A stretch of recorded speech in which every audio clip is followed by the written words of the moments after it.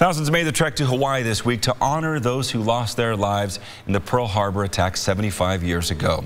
A handful of survivors who are still alive told 41 Action News producer Stephanie Carr there is still work to do. The ceremonies marking 75 years since the attacks here at Pearl Harbor are wrapping up and coming to an end. But after 2 weeks of telling their stories, the survivors have one thing they want you to remember.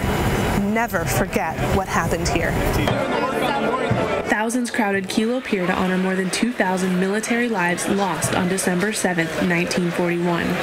But many of the survivors who are still alive now say it's often a different story when they talk to students. The kids are learning very little in the history books about any war. Some of them don't even know when the war was. Some of them don't know who were fighting there. So I try to give them a little history lesson. It's a message echoed by actor Gary Sinise. His foundation is involved with helping veterans and young students visit places like the National World War II Museum in New Orleans. So many of the kids that come to the museum are learning these things for the first time. They're not getting educated about the cost of freedom.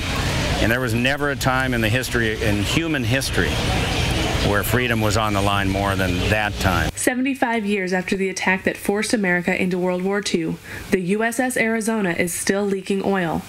Just as the color from each bubble disappears with time, so is the number of men left to tell their story. That's one reason why Donald Stratton decided to publish his memoir this year. The other reason is America's current position. We've got to keep it in front of the people because we're in trouble with ISIS right now, whether anybody else knows it or not. And we've got to be alert and take care of ourselves. Keep America alert. And I don't hesitate to tell our kids America is asleep.